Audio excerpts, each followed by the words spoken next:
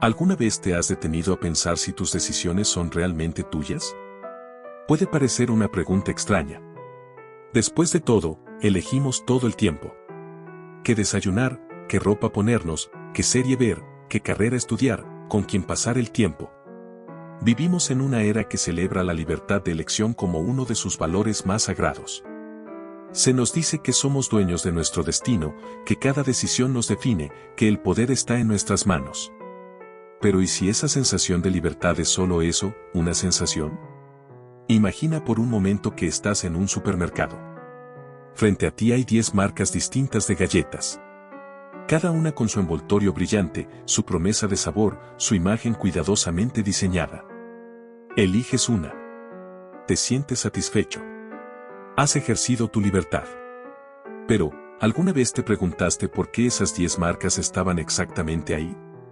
¿Por qué no hay una undécima, hecha por una cooperativa local, sin azúcar añadido, sin plástico en su empaque? ¿Por qué no está en el estante? ¿Quién decidió qué opciones merecían tu atención?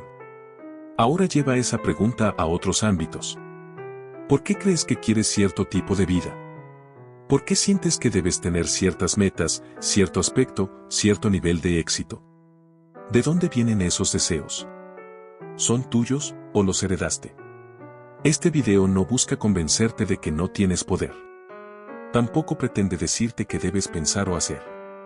Su objetivo es más simple, y a la vez más profundo, invitarte a mirar con atención la trama invisible que guía tus elecciones. A cuestionar no solo lo que eliges, sino el mismo acto de elegir. Vivimos en un mundo que nos ofrece infinitas opciones, pero rara vez nos invita a preguntarnos quién diseñó esas opciones. Nos venden la ilusión de la elección como si fuera libertad auténtica. Pero hay una diferencia crucial: la libertad verdadera no es solo poder escoger entre lo que ya existe. Es también la capacidad de imaginar lo que aún no está, de cuestionar lo que se da por sentado, de transformar el campo mismo en el que se juega el juego. En los próximos minutos, exploraremos cómo nuestras decisiones están moldeadas desde antes de que siquiera las consideremos. Veremos cómo el diseño de nuestro entorno, el funcionamiento de nuestro cerebro, la cultura en la que nacimos, el mercado en el que consumimos y los algoritmos que nos persiguen, todos ellos tejen una red tan sutil que apenas la notamos. Y sin embargo, en esa red, creemos volar. No se trata de caer en el cinismo. No se trata de decir que todo es manipulación y que nada importa. Al contrario. Reconocer las fuerzas que actúan sobre nosotros es el primer paso hacia una forma más consciente, más lúcida, de vivir. Es la diferencia entre actuar como un autómata programado y actuar como un ser que, aunque condicionado, elige con los ojos abiertos. Porque al final, puede que no tengamos control absoluto sobre lo que queremos. Pero sí podemos tener control sobre cómo respondemos a ese querer. Puedes no haber elegido tus deseos, pero puedes elegir si obedecerlos sin cuestionarlos. Este viaje no es cómodo.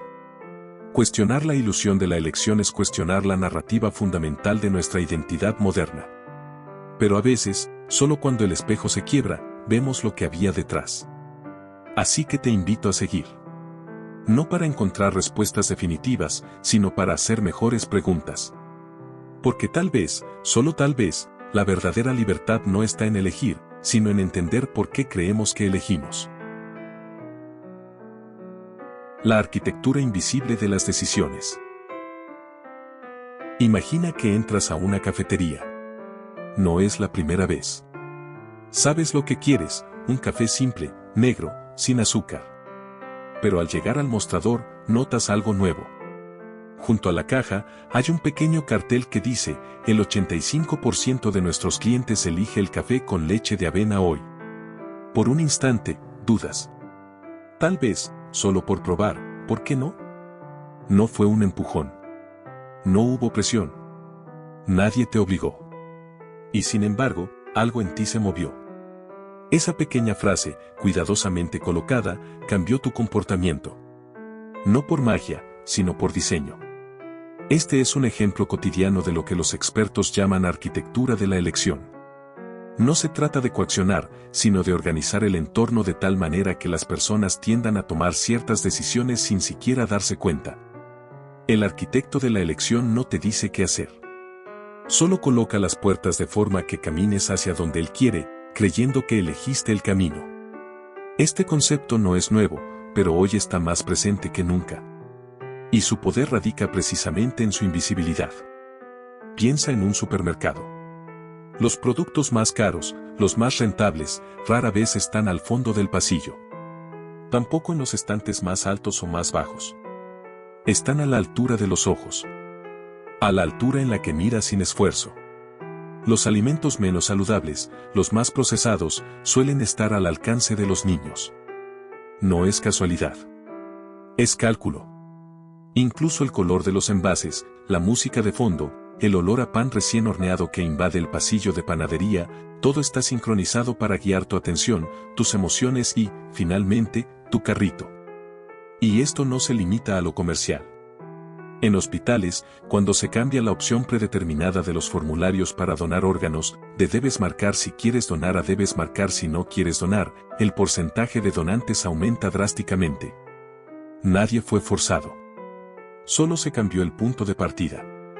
Y ese pequeño cambio salvó miles de vidas. En escuelas, cuando se sirve la fruta antes que las galletas en la cafetería, los estudiantes comen más fruta. No porque se les haya dado una lección de nutrición, sino porque la fruta estaba primero. La elección estaba ahí, pero el orden creó el hábito. Esto demuestra algo fundamental: no tomamos decisiones en el vacío. Siempre lo hacemos dentro de un marco, un contexto, un diseño. Y quien controla ese marco, controla el rango de lo que consideramos posible. El peligro no está en que existan estos marcos. Todos los entornos humanos son diseñados. Lo peligroso es creer que no lo están. Cuando pensamos que elegimos en libertad absoluta, dejamos de ver las manos que moldean el escenario. Y así, confundimos el teatro con la realidad. En la política, por ejemplo, el lenguaje mismo es arquitectura. ¿Prefieres un impuesto sobre la renta o una contribución ciudadana? ¿Un recorte presupuestario o una revisión de gastos? Las palabras no solo describen, orientan. Incluso en las elecciones democráticas, rara vez se elige entre visiones radicalmente distintas del mundo. Más bien, se elige entre versiones ligeramente diferentes del mismo sistema. El verdadero diseño, quien posee los medios, quien financia las campañas, qué temas se consideran serios y cuáles radicales, rara vez está en la boleta. Esto no niega el valor de votar, de participar, de elegir lo mejor dentro de lo disponible. Pero sí invita a mirar más allá del menú. ¿Por qué un restaurante puede ofrecerte 20 platos, pero si todos usan los mismos ingredientes del mismo proveedor, cuán libre es tu elección? La arquitectura de la elección no siempre tiene malas intenciones. Puede usarse para fomentar hábitos saludables, ahorrar energía, aumentar la participación cívica. Pero su uso ético depende de la transparencia y del propósito. ¿Quién diseña? ¿Para beneficio de quién? ¿Y con qué grado de conciencia del usuario? El problema surge cuando el diseño se vuelve tan eficaz que ya no necesitamos ser conscientes de él. Cuando creemos que elegimos porque sí, sin ver que cada opción fue colocada allí con un propósito. Entonces, la libertad se transforma en teatro. Y aquí está el núcleo de la ilusión: la sensación de autonomía no requiere autonomía real. Basta con que te sientas libre. Por eso, en un mundo diseñado con precisión milimétrica, la verdadera rebelión no es simplemente elegir distinto, sino cuestionar por qué esas son las únicas opciones que ves.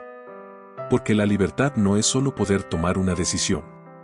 Es también poder preguntar: ¿quién decidió que estas eran las únicas opciones? El cerebro que cree decidir. Cierra los ojos por un momento. Imagina que vas a levantar tu mano derecha. Ahora hazlo. ¿Sentiste que decidiste hacerlo? ¿Que, en algún punto, tu yo consciente, dio la orden? Durante siglos, asumimos que ese sentimiento era prueba suficiente del libre albedrío. Creíamos que la mente consciente era el capitán del barco, que daba órdenes y el cuerpo obedecía. Pero la ciencia, con su mirada fría y precisa, ha comenzado a cuestionar esa narrativa. En la década de 1980, el neurocientífico Benjamin Libet realizó un experimento que sacudió los cimientos de nuestra comprensión de la voluntad. Pidió a voluntarios que movieran un dedo en el momento en que sintieran el impulso de hacerlo. Mientras tanto, registró su actividad cerebral. Lo que encontró fue desconcertante, el cerebro mostraba señales de preparación para el movimiento cientos de milisegundos antes de que la persona reportara haber tomado la decisión consciente. En otras palabras, el cerebro ya había iniciado la acción, antes de que tú supieras que ibas a actuar. Estudios posteriores han refinado y confirmado este hallazgo. Hoy sabemos que gran parte de lo que llamamos decisiones son el resultado de procesos automáticos, inconscientes, que operan en la sombra de la mente. La conciencia no inicia la acción. La interpreta. La justifica. La nombra. Tu yo consciente no es el director. Es el narrador. Y como buen narrador, inventa una historia coherente después de que los hechos ya han ocurrido. Esto no significa que no tengamos agencia. Pero sí sugiere que la agencia no funciona como creíamos. No es un destello de voluntad pura que surge del vacío.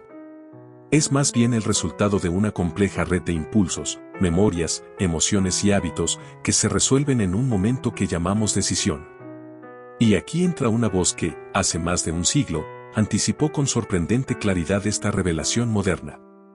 Friedrich Nietzsche, el filósofo alemán que tanto desconfiaba de las ilusiones morales y psicológicas, escribió en una ocasión: lo que haces no lo hace tu voluntad es solo el eco de lo que ya ha sucedido en ti.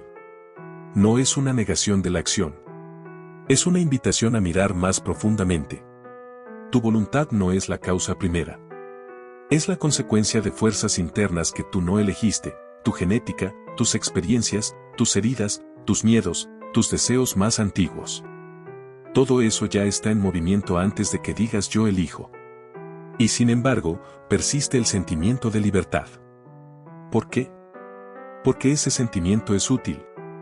Desde una perspectiva evolutiva, creer que controlamos nuestras acciones nos da coherencia, propósito y responsabilidad. Nos permite cooperar, planificar, corregir errores. La ilusión del yo decisor es un mecanismo de supervivencia. Pero como toda ilusión, se vuelve peligrosa cuando la confundimos con la verdad.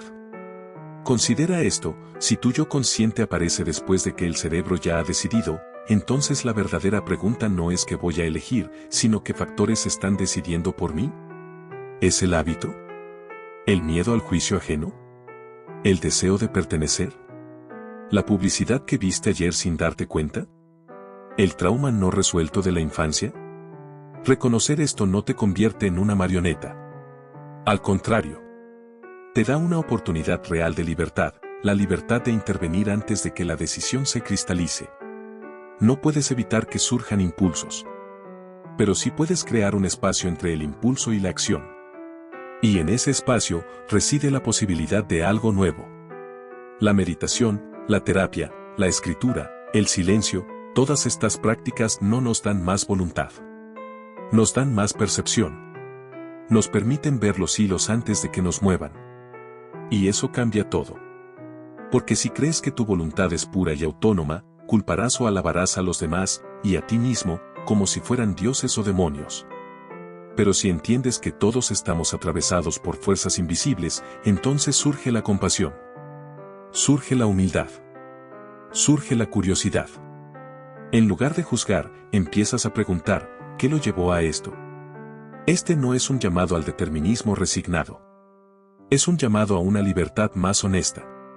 Una libertad que no se basa en la fantasía de ser un ser totalmente independiente, sino en el reconocimiento de que somos criaturas moldeadas, pero no irremediablemente fijadas. Puedes no haber elegido tus primeros impulsos. Pero puedes elegir si repetirlos. Puedes no haber elegido tus deseos. Pero puedes elegir si alimentarlos. Y en ese acto de elección consciente, no mágica, no aislada, sino informada, reside una forma más auténtica de voluntad. No la del héroe solitario que lo decide todo desde cero, sino la del ser humano que, al ver sus cadenas, comienza a caminar con más cuidado, con más intención, con más verdad. Porque al final, la verdadera libertad no es la ausencia de influencia. Es la conciencia de ella. La cultura como maquinaria de preferencias. Piensa en lo que amas. Tu música favorita, tu tipo de película, la forma en que te gusta vestir, lo que consideras bello, justo, digno de admiración. ¿Crees que esos gustos surgieron de la nada?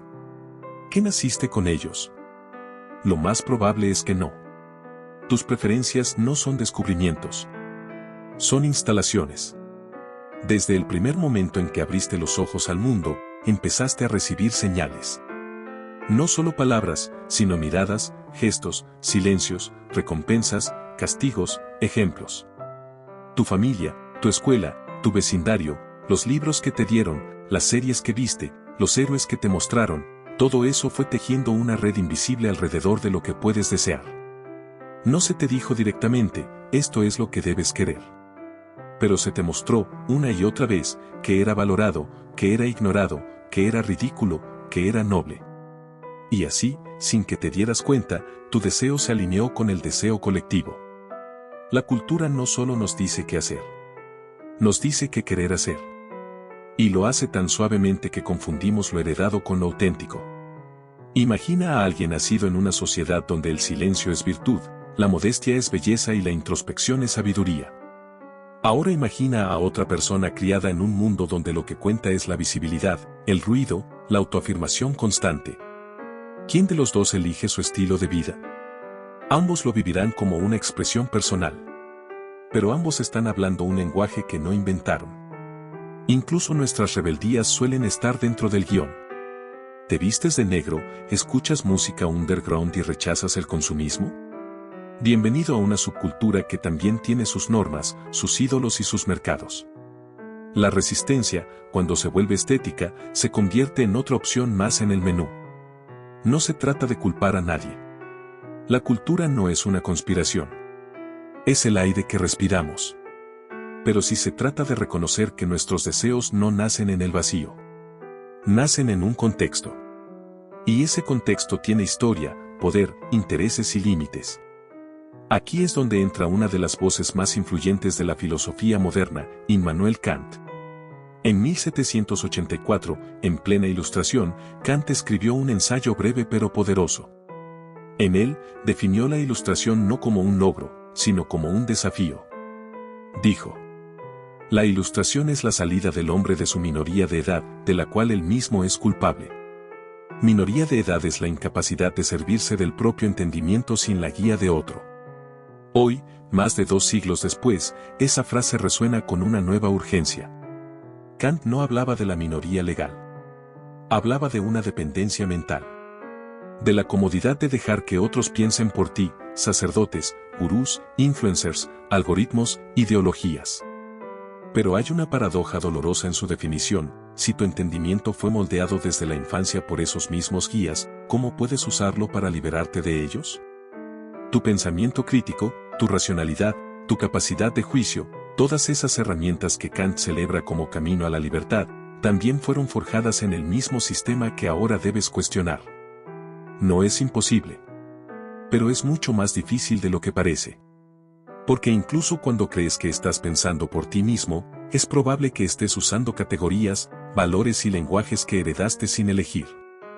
¿Puedes imaginar un mundo sin propiedad privada si creciste en una cultura que la considera sagrada? ¿Puedes concebir una vida sin productividad si desde niño te enseñaron que tu valor depende de lo que haces? La cultura no solo llena tu mente de ideas.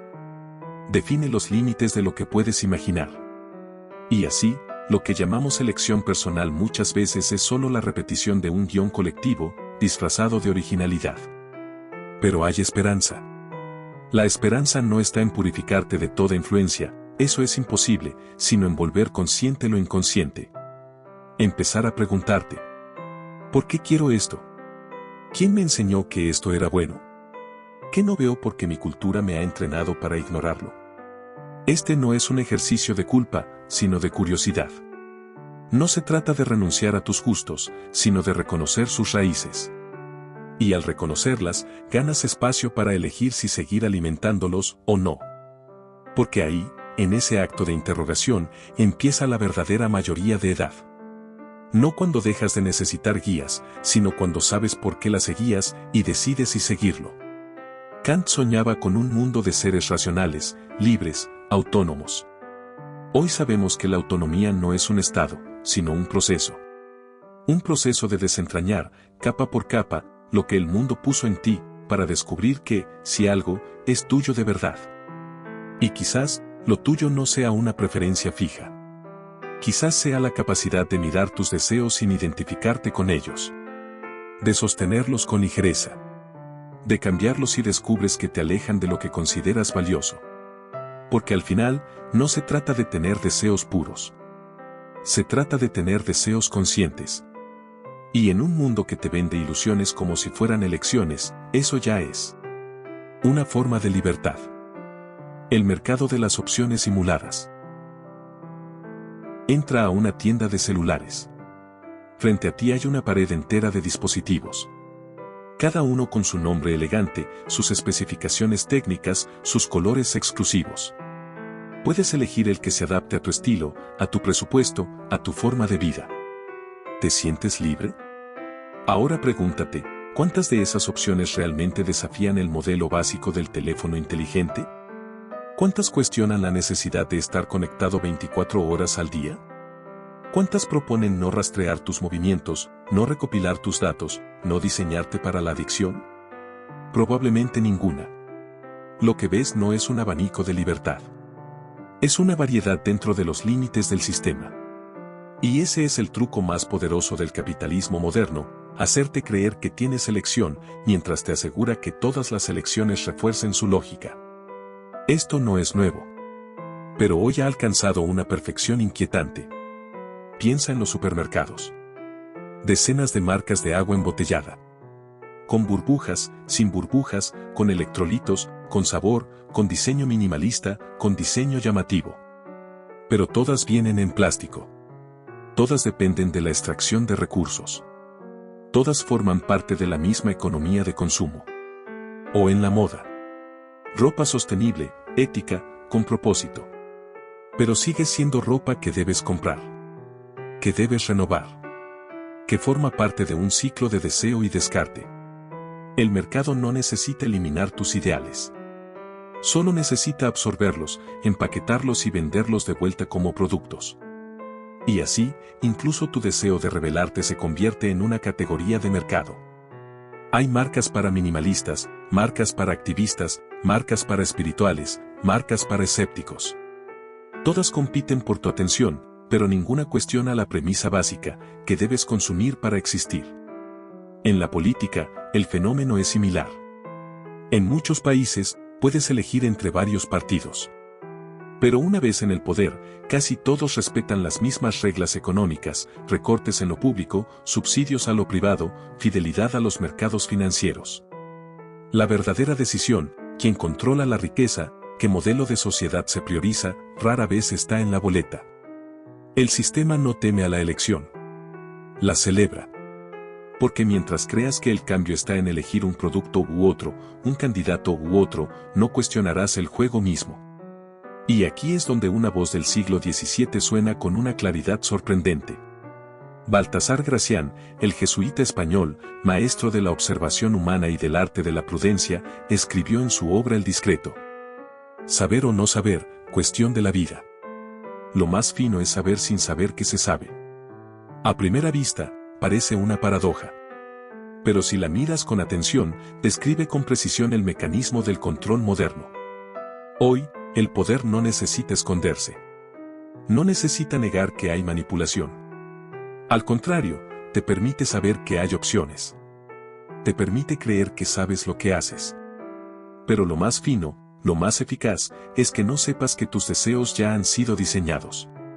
Sabes que eliges entre marcas. Pero no sabes que tus gustos fueron moldeados por la publicidad, las redes, las tendencias. Sabes que votas por un candidato. Pero no sabes que las agendas posibles fueron filtradas años antes por lobbies, medios y estructuras de financiamiento. Sabes que consumes contenido. Pero no sabes que el algoritmo ya decidió qué emociones debes sentir hoy. El sistema no te miente. Te deja saber, pero sin que sepas lo esencial. Y así, disfrutas la ilusión de la elección sin cuestionar su marco. Porque la verdadera sumisión no es obedecer con miedo. Es obedecer con entusiasmo, creyendo que actúas por voluntad propia. Este no es un llamado a rechazar todo consumo o a desaparecer del sistema. Eso es imposible en el mundo actual. Pero sí es un llamado a ver con claridad.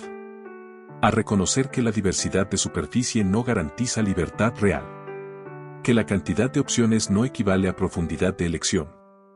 Que puedes tener 100 canales de televisión y aún así no tener una sola voz que cuestione el statu quo. La verdadera libertad no se mide por cuántas cosas puedes comprar, sino por cuántas estructuras puedes imaginar cambiar.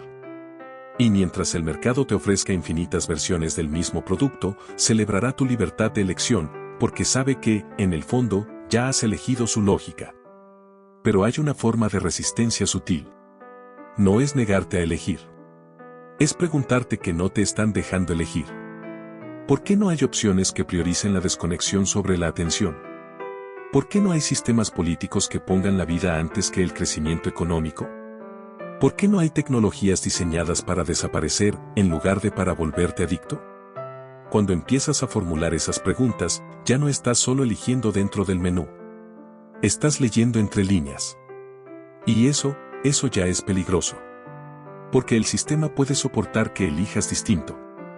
Lo que no puede soportar es que te preguntes por Q. Esas son las únicas opciones. Algoritmos, datos y la profecía autocumplida. Abres una aplicación. Cualquiera. Puede ser tu red social favorita, tu plataforma de videos, tu buscador habitual. En cuestión de segundos, aparece contenido hecho especialmente para ti. Imágenes que capturan tu atención. Temas que te emocionan. Voces que parecen entender exactamente lo que sientes. Te sientes visto. Te sientes reconocido. Te sientes libre de explorar lo que te interesa. Pero, ¿quién decidió qué es lo que te interesa? La respuesta no está en tu mente consciente. Está en millones de líneas de código que han estado estudiándote, rastreándote, midiendo cada microsegundo de tu atención.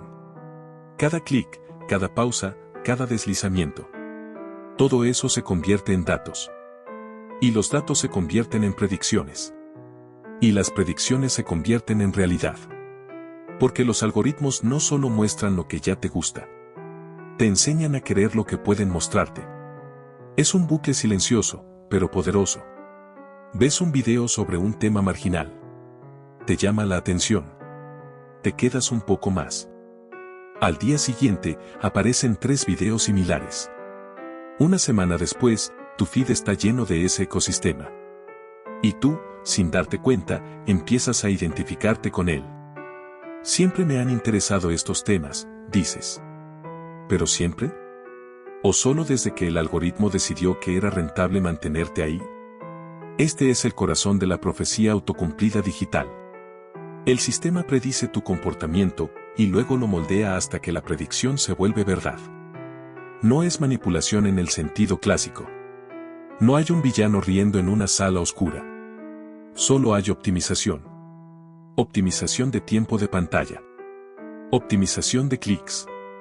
Optimización de emociones, especialmente las más adictivas, la indignación, la nostalgia, el miedo, la validación. Y tú, en medio de todo eso, crees que eliges libremente. Pero en realidad, estás navegando un laberinto cuyas paredes se mueven según tus pasos, para asegurarse de que nunca salgas. Hace siglos, el poder se ejercía con violencia, con leyes, con censura directa. Hoy, el poder se ejerce con recomendaciones. No te prohíben pensar algo. Simplemente nunca te lo muestran. No te obligan a creer algo. Solo te rodean con ecos de lo que ya pensabas, hasta que crees que es toda la verdad. Las burbujas de filtro no son accidentes. Son el diseño. Y en ese diseño, tu elección es la pieza final del engranaje. Porque mientras creas que eres tú quien decide qué ver, quién seguir, qué creer, el sistema se fortalece sin resistencia. Aquí es donde una antigua lección de poder cobra una nueva actualidad. Nicolás Maquiavelo, en su obra El Príncipe, escribió hace más de 500 años. El príncipe sabio no debe guardar fe cuando ello va en contra de su interés. En su época, se refería a los gobernantes que rompían promesas y eso les aseguraba el control.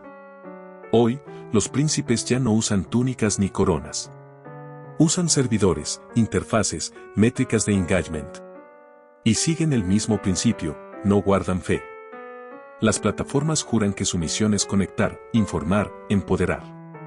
Pero cuando el interés real es maximizar ganancias mediante tu atención, la fe se rompe en silencio. No te dicen que tu bienestar emocional no es su prioridad. Pero los diseños lo revelan, notificaciones que interrumpen tu descanso, infinitos crawls que eliminan el punto de cierre, interfaces que explotan tus sesgos cognitivos. No hay maldad explícita. Solo interés. Y como dijo Maquiavelo, ante el interés, la fe no cuenta. El verdadero genio del sistema actual es que no necesita mentirte. Basta con que no mires más allá de la superficie. Te dan la ilusión de personalización, pero es una personalización que te encierra. Te ofrecen la ilusión de comunidad, pero es una comunidad que refuerza tus prejuicios. Te prometen la ilusión de conocimiento, pero es un conocimiento fragmentado, emocional, descontextualizado. Y mientras tanto, tus datos se convierten en capital. Tu atención, en moneda. Tus decisiones, en productos vendidos a anunciantes. Pero hay una ironía profunda en todo esto. Cuanto más libre te sientes al navegar, más predecible te vuelves. Y cuanto más predecible eres, menos libre eres en realidad. La verdadera libertad digital no sería tener más opciones dentro del algoritmo. Sería tener la capacidad de salir del algoritmo y aún así ser escuchado, encontrado, conectado. Pero ese no es el modelo. Porque el modelo no quiere ciudadanos reflexivos. Quiere usuarios fieles. Entonces, ¿qué hacer? No se trata de abandonar la tecnología. Se trata de reclamar la intención.